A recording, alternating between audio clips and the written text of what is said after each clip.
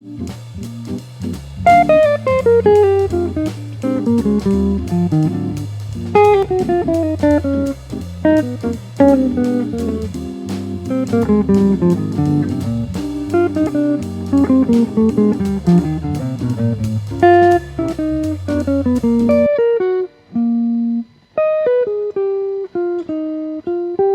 dear friends, today I want to share 8 tips for practicing improvisation. It's kind of a paradox, right? Because improvisation is improvisation. Many people think it's something you invent out of the blue sky, which it isn't.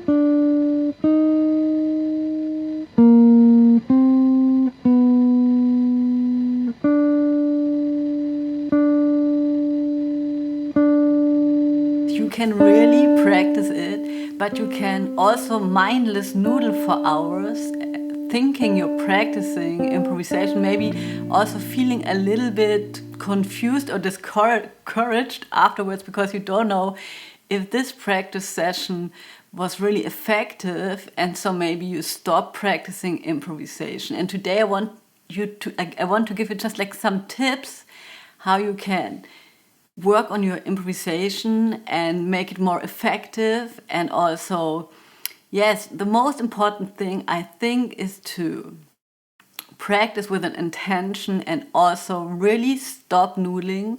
So that by that I mean don't play anything that comes automatically to you.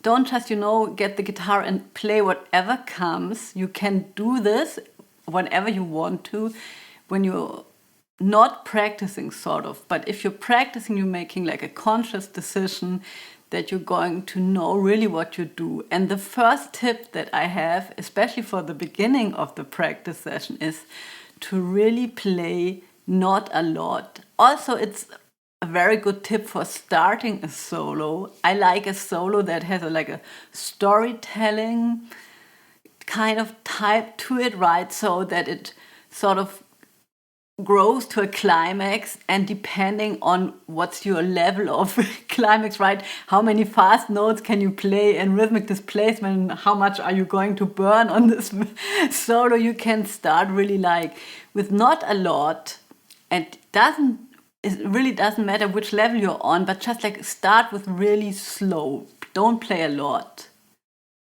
Think about the chords that you're playing and be conscious about what you're doing. Tip number 2 is to listen to yourself while you're playing. One thing that I like to do in my guitar lessons when I'm teaching improvisation is to listen to the student play an improvisation. Sometimes I say repeat that, sort of, right? So you're having a phrase that I think that was cool, and I think repeat that. And of course the chord changes repeat.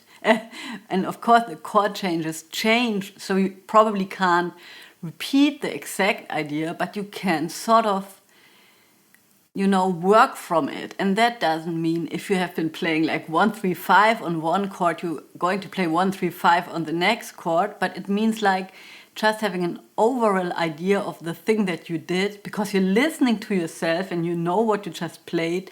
So for example, if you played maybe an ascending line with a certain rhythm over one chord, you can try to play something ascending over the next chords with the same rhythm, right? Just keeping the direction of the phrase, maybe only keeping the rhythm, but not discarding it. So start your solo and try to not play what you normally play. You can maybe play it in reverse or not play it at all and continue improvising. And if you catch yourself getting back into those patterns of stuff that you normally play, just take a deep breath, don't stop the form, continue improvising, and get back into this feeling of playing something. So basically, you don't need to play anything, right? You can also play nothing and just wait for the moment where you can play something. Another great exercise that I like to do is to practice one rhythm. It can be 4-8 notes in a row.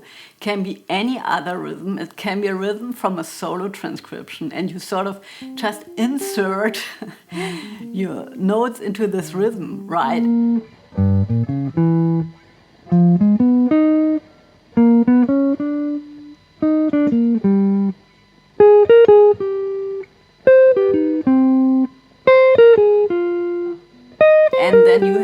another restriction that will force you to just like play in a different way. If that's very hard in the beginning, you can either write it down, play it on one note, or even only play ghost notes to the jam track, counting out loud, right? And just trying to get that rhythm going. Another really good exercise that I have been practicing for many years is to play consecutive 8 notes.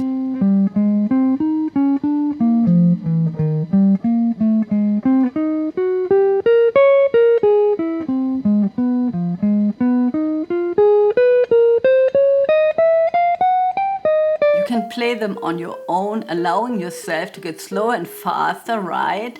Or you can play them with a jam track, but it really forces you to hear where a line wants to go, because I think it's easy to stop a line or start a line in places where we tend to always start.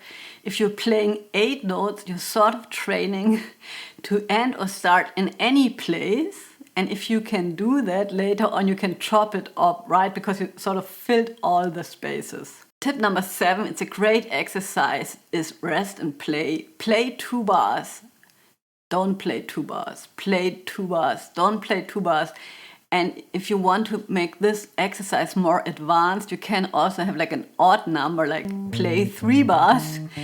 Don't play for 2 bars. So right, this would be like a 5 bar thing that you're shifting through the jazz standard.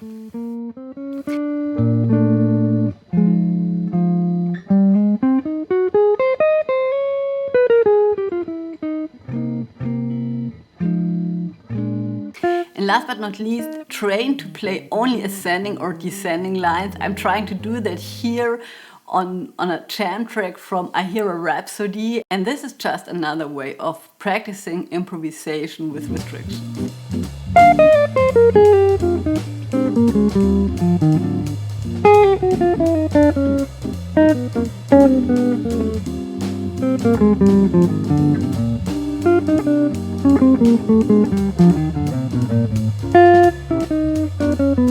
Let me know how you practice improvisation. I'm really curious to know, and hope you're all doing fine, and I'll see you around. Bye.